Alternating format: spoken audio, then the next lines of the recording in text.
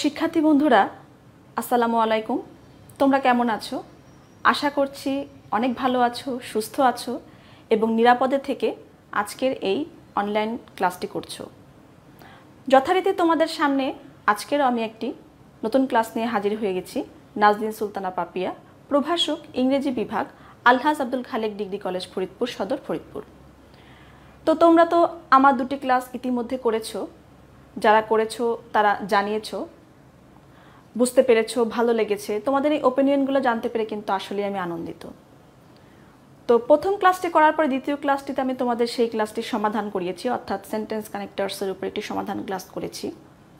আজকে তোমাদের নতুন একটি টপিক্সের উপর কথা বলবো, সেটি হচ্ছে ট্রান্সফরমেশন অফ সেন্টেন্স অথবা চেঞ্জিং সেন্টেন্স, তুমি যেটাই বলো। তো আমরা এই টপিক্সটি জানতে হলে আমাদের প্রথমেই জানতে হবে যে আমাদের এতে মার্কস কত রয়েছে, প্রশ্নটা কিভাবে আসবে, কি কি বিষয় জানতে হবে। আমি পর্যায়ক্রমিকভাবে ক্লাসটিকে সাজিয়েছি কয়েকটি ধাপে। তো চলো চলে যাই আমাদের আজকের টপিক্সে, ট্রান্সফরমেশন অফ সেন্টেন্স অথবা চেঞ্জিং সেন্টেন্স। শিক্ষার্থী বন্ধুরা, তোমরা স্ক্রিনে দেখতে পাচ্ছ চেঞ্জিং সেন্টেন্স অথবা transformation of sentence. Question number 6, marks রয়েছে 5।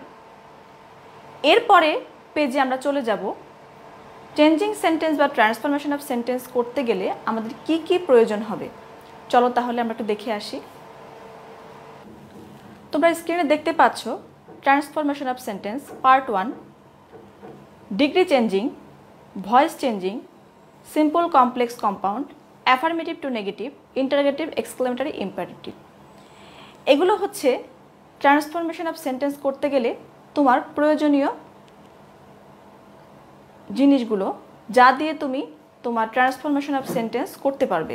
অর্থাৎ ট্রান্সফরমেশন অফ সেন্টেন্স প্রশ্নটা তোমার আসবে যেভাবে, সেটা হচ্ছে ডিগ্রি চেঞ্জিং থেকে প্রশ্ন থাকবে, ভয়েস চেঞ্জিং থেকে প্রশ্ন থাকবে, সিম্পল কমপ্লেক্স কম্পাউন্ড থেকে প্রশ্ন থাকবে, affirmative, negative, interrogative, exclamatory, imperative, এই সেন্টেন্সগুলোর উপরে প্রশ্ন থাকবে।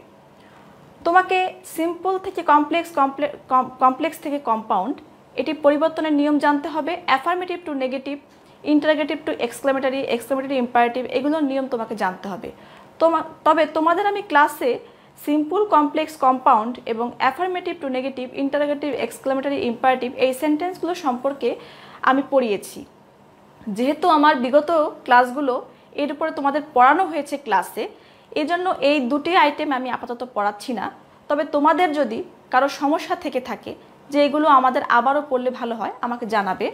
তবে যেহেতু পড়ানো আছে সেহেতু আমি চলে যাচ্ছি 3 নম্বর আইটেমটিতে, যেটি হচ্ছে ডিগ্রি চেঞ্জিং। আর এই ডিগ্রি চেঞ্জিংটা আমাকে আজকে তোমাদের পড়াতে হবে। আর ডিগ্রি চেঞ্জিং শেষ করার পরে আমি পড়াবো ভয়েস চেঞ্জিং। তো চলো চলে যাই আমাদের আজকের ক্লাস ডিগ্রি চেঞ্জিংয়ের উপরে। আমি মূল টপিক্সে যাওয়ার আগে তোমাদের প্রশ্ন সম্পর্কে একটু ধারণা দিয়ে নিব। দেখো, read the text and change the sentences as directed. প্যাসেজটি ভালো করে পড়ো এবং কিভাবে তোমাকে চেঞ্জ করতে বলা হয়েছে দেখো, সেভাবেই তুমি চেঞ্জ করো। We are very much proud of our freedom fighters. They fought for the country with a patriotic zeal. Make it compound. এটিকে তোমাকে কম্পাউন্ড করতে হবে এই সেন্টেন্সটিকে। They are the most courageous sons of our nation. Make it positive. এটাকে তোমার positive করতে হবে। Everybody admires and respects them greatly. Make it passive. এটাকে তোমার প্যাসিভ করতে হবে। Nobody denies their contribution to their motherland. Make it interrogative without changing meaning. তোমার অর্থের কোনো পরিবর্তন না করে এটিকে ইন্টারোগেটিভ করতে হবে। They will never be forgotten by their countrymen to the end. Make it affirmative. তোমাকে এটিকে অ্যাফার্মেটিভ করতে হবে। তুমি পুরো প্যাসেজটা থেকে বুঝতেই পারলে এক একটি সেন্টেন্স তোমাকে এক একটি রূপে রূপান্তরিত করতে বলা হয়েছে। কত কিছু তোমার জানার প্রয়োজন। তোমাকে কম্পাউন্ড সেন্টেন্স সম্পর্কে জানতে হবে, তোমাকে পজিটিভ সেন্টেন্স সম্পর্কে জানতে হবে, তোমাকে প্যাসিভ ভয়েস সম্পর্কে জানতে হবে, তোমাকে ইন্টারোগেটিভ সেন্টেন্স সম্পর্কে জানতে হবে, তোমাকে অ্যাফার্মেটিভ সেন্টেন্স সম্পর্কে জানতে হবে। তার মানে আমি কিন্তু একটু আগেই বলেছি, তোমাকে সেন্টেন্সের সবগুলো রূপ সম্পর্কে ধারণা থাকতে হবে, তোমাকে ডিগ্রি সম্পর্কে ধারণা থাকতে হবে, তোমাকে অবশ্যই ভয়েস চেঞ্জ সম্পর্কে জানতে হবে। এজন্যই আমি বলেছি যে ট্রান্সফরমেশন অফ সেন্টেন্স কিন্তু অনেকগুলো আইটেম নিয়ে গঠিত হয়। আমি পর্যায়ক্রমিকভাবেই তোমাদের একটির পর একটি শেখাবো। তাহলে চলো চলে যাচ্ছে আমাদের পরবর্তী পেজে।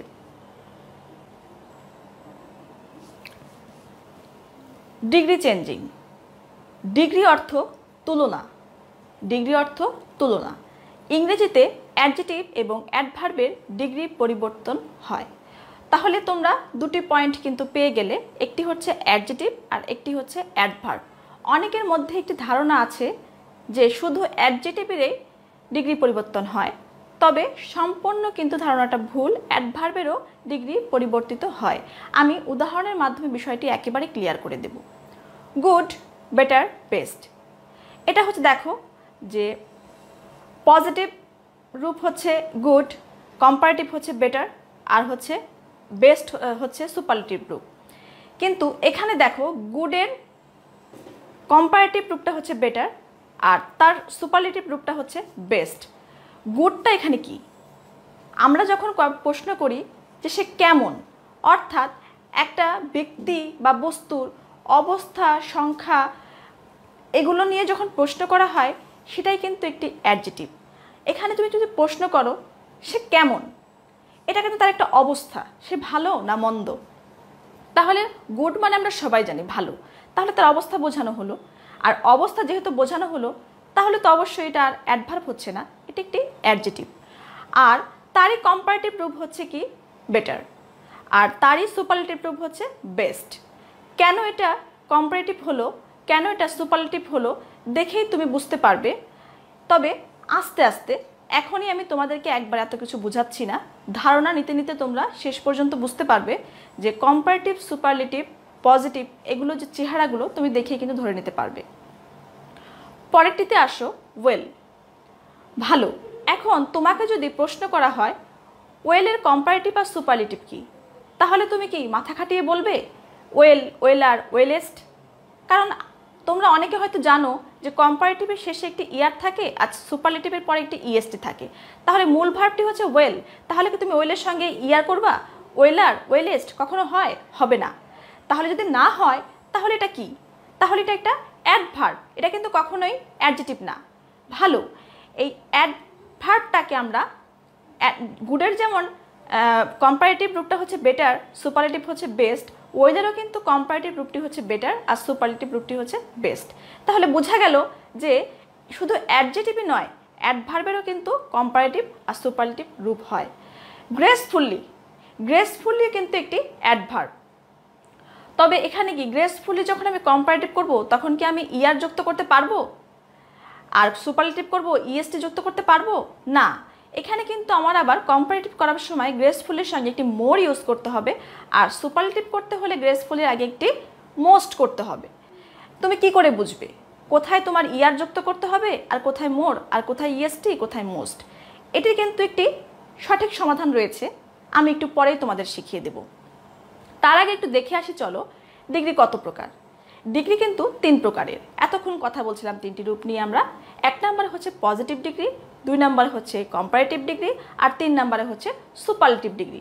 তবে 3টি চেনার যে বিষয়গুলো, চেহারার কি কি রূপ হবে একটি, চলো তাহলে আমরা পরবর্তীতে সেই চেনার রূপগুলো একটু শিখে আসি।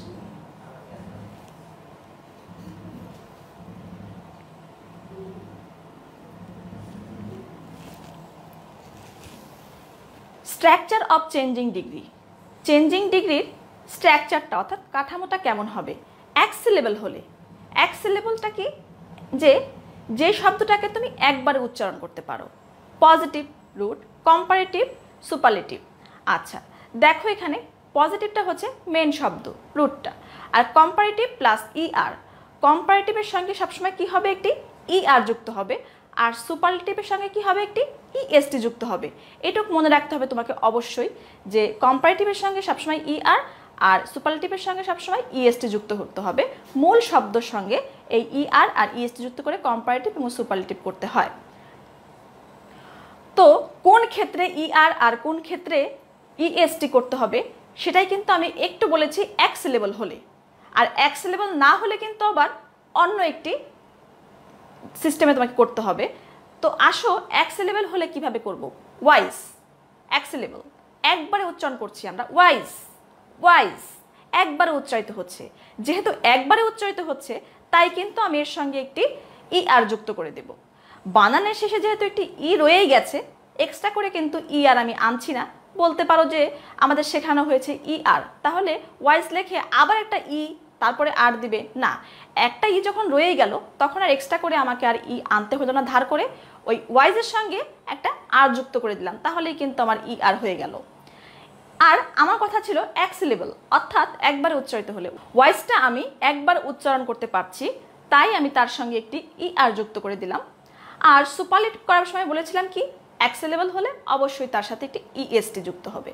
তাহলে ওয়াইজ ছিল এখানে, আর ওয়াইজের সঙ্গে ইএসটি যুক্ত করে দিলাম। যা ছিল একটি ই তো বানানে ছিলই, তাই একটি এসটি যুক্ত করে দিলেই কিন্তু আমার সুপারলেটিভ রূপটা হয়ে গেল। তাহলে এখানে না বোঝার কিন্তু কিছুই নেই, শুধু একবারে উচ্চারণ করতে পারলেই আমরা ই আর কম্পারেটিভের সময় আর ইএসটি সুপারলেটিভের সময়। দেখি আমরা আরেকটি, প্রিটি। প্রিটি একবারে উচ্চারণ করতে পারছি আমরা, ছোট্ট বানান প্রিটি। যেহেতু আমি একবারে উচ্চারণ করতে পারছি তাই আমি আগের নিয়ম অনুসারে এখানে একটি ই আর যুক্ত করে দেব। তবে কেন এখানে আই আনলাম, শব্দের শেষে যদি ওয়াই থাকে তারপরে কিছু যুক্ত করতে হলে ওয়াইটা আর থাকে না, তখন ওয়াইয়ের জায়গায় আই লিখতে হয়, আর পরে তোমার যা কিছু প্রয়োজন। আমার এখানে প্রয়োজন ই আর, তাই আমি এখানে ই আর বসিয়ে দিয়েছি। আর পরবর্তীতে আসছে সুপারলেটিভ। সুপারলেটিভে বলেই দিয়েছি যদি এক সিলেবল হয় তাহলে ইএসটি, তাহলে আমার তো এটা এক সিলেবল ছিল, একবার উচ্চারণ করছি প্রিটি, তাই এখানে আমি ওই যে আগের মতোই ওয়াইয়ের জায়গায় আইটা বসিয়ে দিয়ে শুধু ই আর না লিখে সুপারলেটিভের বৈশিষ্ট্য যেটা ইএসটি ওটাই বসিয়ে দিলাম। তাহলে কিন্তু আমার এক সিলেবলের বিষয়টা তোমরা প্রত্যেকেই খুব সুন্দর করে বুঝে গেলে। এরপরে আসো একের অধিক সিলেবল হলে। আমি একটু আগেই বলেছিলাম যদি একের অধিক সিলেবল হয় সেখানে কিন্তু তোমাকে অন্য পদ্ধতি অবলম্বন করতে হবে।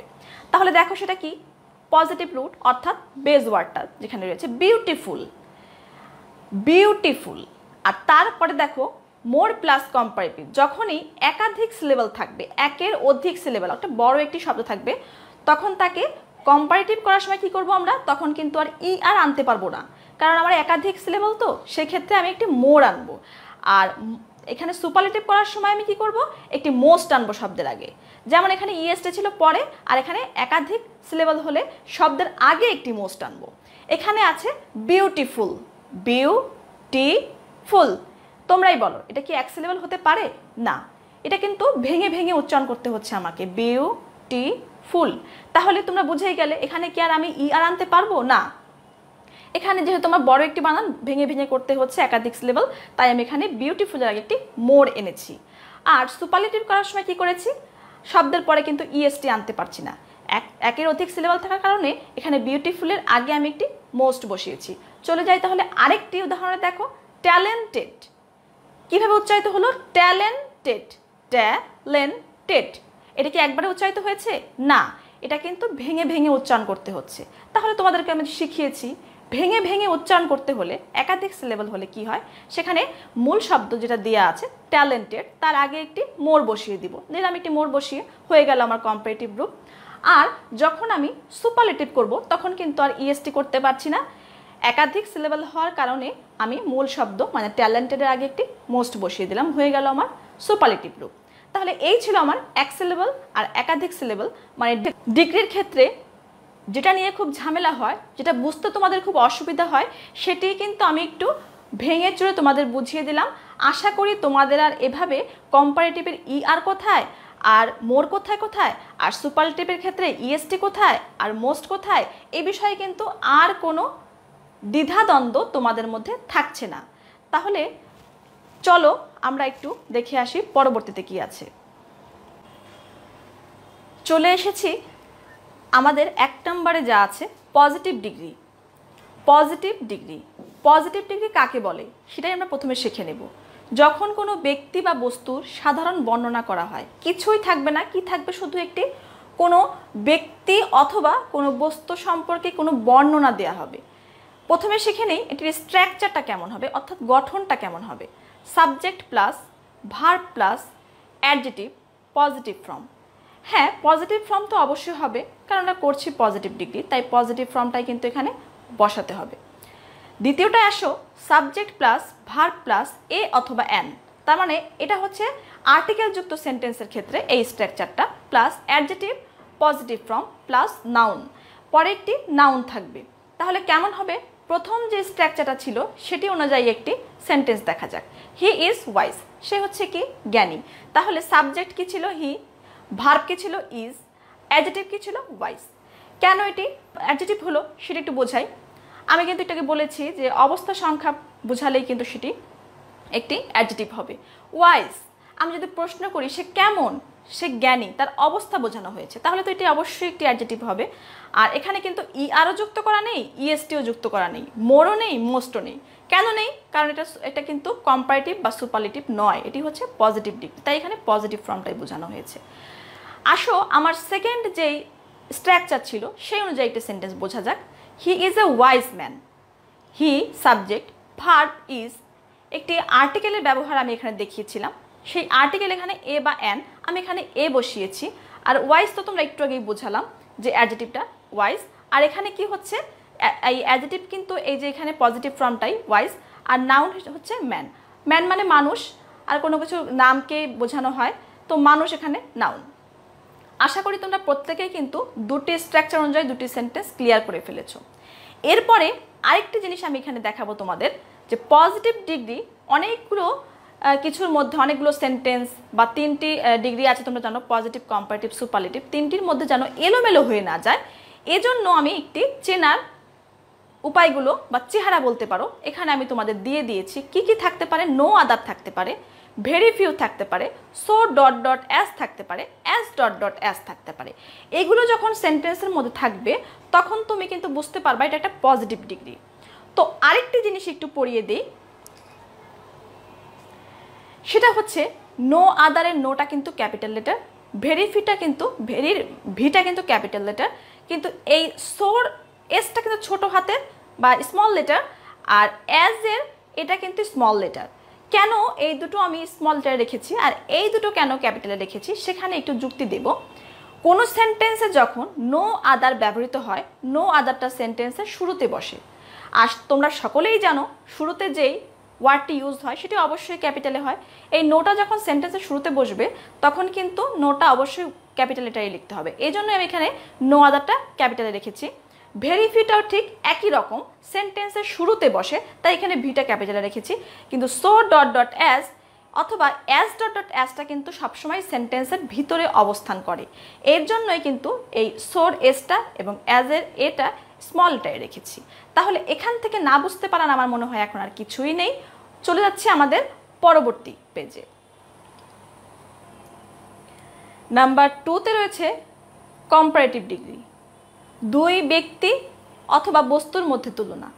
একটু আগে ছিল কিন্তু শুধু বর্ণনা, আর এখানে কিন্তু কম্পারেটিভ কথাটির মানেই হচ্ছে কিন্তু এখানে তোমার একটি তুলনা বোঝাবে, সেটি ব্যক্তির মধ্যেও হতে পারে, বস্তুর মধ্যেও হতে পারে। স্ট্রাকচারটা একটু দেখে নিই চলো। Subject plus verb plus adjective, comparative form. হ্যাঁ, এখানে তো অবশ্যই কম্পারেটিভ ফর্ম হবে, কারণ করছি তো কম্পারেটিভ ডিগ্রি। দেন, এই দেনটাকে ভালো করে একটু দেখে রাখো। কম্পারেটিভ ডিগ্রি মানেই কিন্তু একটি দেন আসবে, দেন প্লাস নাউন সিঙ্গুলার। হ্যাঁ, এখানে একটু বোঝার ব্যাপার আছে, নাউনটা কিন্তু অবশ্যই সিঙ্গুলার হবে। তো দেখো এখানে example, Seema is better than Shila. Seema is better than Shila মানে হচ্ছে শিলার থেকে সীমা ভালো। এই যে কিন্তু দেন দিয়ে দেওয়া হয়েছে, এই দেন দেখেই তুমি বুঝতে পারছো এটা কি কম্পারেটিভ ডিগ্রি। আচ্ছা, she is wiser than he, সে তার থেকে অনেক বেশি জ্ঞানী। এই যে ওয়াইজের সঙ্গে কি করা হয়েছে, একটি ই আর যুক্ত করা হয়েছে। তবে শি ইজ ওয়াইজার দ্যান হি, এখানে কিন্তু অনেকেই এটা হিম করে ফেলে। হিমটা কিন্তু কখনোই হবে না, এই হিমটা করা যাবে না এ কারণে, কারণ দেনের পরে সবসময় সাবজেক্টিভ ফর্মটা বসে, অবজেক্টিভ ফর্মটা বসে না। আর এ কারণেই এখানে হিম করলে তোমার সেটা ভুল হয়ে যাবে, দেনের পরে মনে রাখবে সবসময় সাবজেক্টিভ ফর্মটাই বসবে। তো দেখো স্ট্রাকচার অনুযায়ী কিন্তু subject plus verb adjective comparative form, এই যে এখানে বেটার করা হয়েছে, বেটারটাই হচ্ছে কম্পারেটিভ ফর্ম। আর দেন তো তোমাকে আনতেই হবে কম্পারেটিভ করতে হলে, আর এখানে নাউনটা হচ্ছে শিলা। তদ্রূপ শি ইজ ওয়াইজার দ্যান হি, এখানে সাবজেক্ট দেখো শি, ভার্ব হচ্ছে ইজ, অ্যাডজেক্টিভ হচ্ছে কি ওয়াইজার, ইয়ার যুক্ত আছে, এটাই হচ্ছে কম্পারেটিভ ফর্ম। আর তারপরে তোমার সূত্র অনুযায়ী দেন তোমাকে আনতেই হবে, আর তারপরে হচ্ছে হি। এখন দেখো কম্পারেটিভ ডিগ্রি তুমি কিভাবে চিনবে, চেনার যে রূপগুলা এখানে কিন্তু দিয়ে দেওয়া হয়েছে সেগুলো। দেন থাকবে, একটু আগে পড়িয়েছি, অবশ্যই দেন থাকতে হবে, দেন অথবা লেস থাকতে পারে, ই আর যুক্ত থাকতে পারে, এটাও কিন্তু আমি পড়িয়েছি একটু আগে। মোর থাকতে পারে, মোস্ট আদার থাকতে পারে, অল আদার থাকতে পারে, এনি আদার থাকতে পারে। এগুলো যুক্ত থাকলে কিন্তু তুমি বুঝে নেবে সেটি কম্পারেটিভ ডিগ্রি। তাহলে এখান থেকে আমরা কম্পারেটিভ ডিগ্রি সম্পর্কে একটা বিস্তারিত ধারণা লাভ করলাম।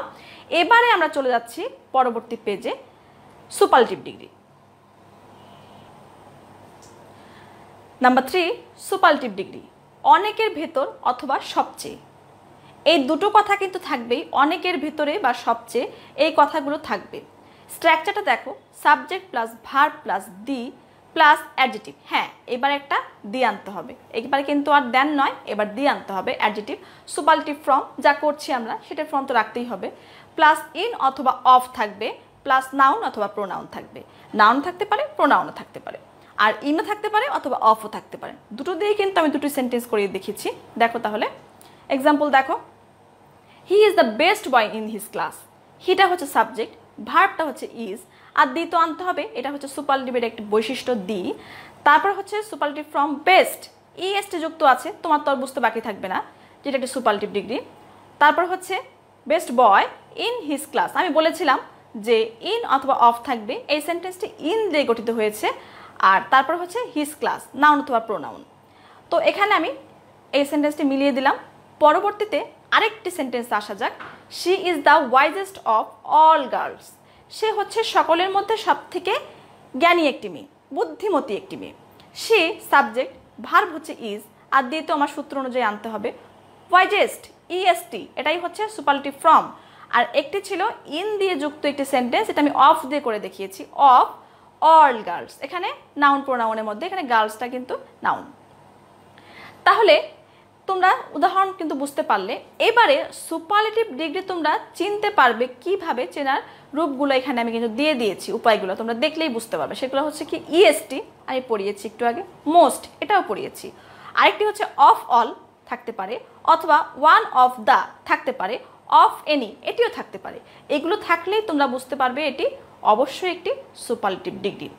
তাহলে আমরা শেষ করলাম আমাদের 3টি degree, positive degree, comparative degree, superlative degree. তো শিক্ষার্থী বন্ধুরা, আজকে তোমাদের ডিগ্রি ক্লাসটি এ পর্যন্তই আমি সমাপ্ত করছি, অর্থাৎ ডিগ্রির পার্ট 1 ক্লাসটি শেষ করছি। পরবর্তী ক্লাসে তোমাদের সঙ্গে আমার দেখা হবে পজিটিভ থেকে কম্পারেটিভ, কম্পারেটিভ থেকে সুপারলেটিভ ডিগ্রিতে কিভাবে রূপান্তরিত করা যায় সেই স্ট্রাকচারগুলো নিয়ে কথা বলবো। তবে যেতে যেতে একটি কথা, তোমাদের ক্লাসটি কেমন লেগেছে এবং ক্লাসটি সম্পর্কে যদি তোমার কোনো প্রশ্ন থেকে থাকে অবশ্যই তুমি আমাকে জানাতে পারো সরাসরি কল করে। স্ক্রিনে দেখানো নাম্বারটিতে তুমি ফোন দিতে পারো, ফোন দিয়ে তোমার ওপিনিয়ন জানাতে পারো। তো আজকে এই পর্যন্তই। সকলেই ভালো থাকবে, সুস্থ থাকবে, নিজ গৃহে অবস্থান করবে। আল্লাহ হাফেজ।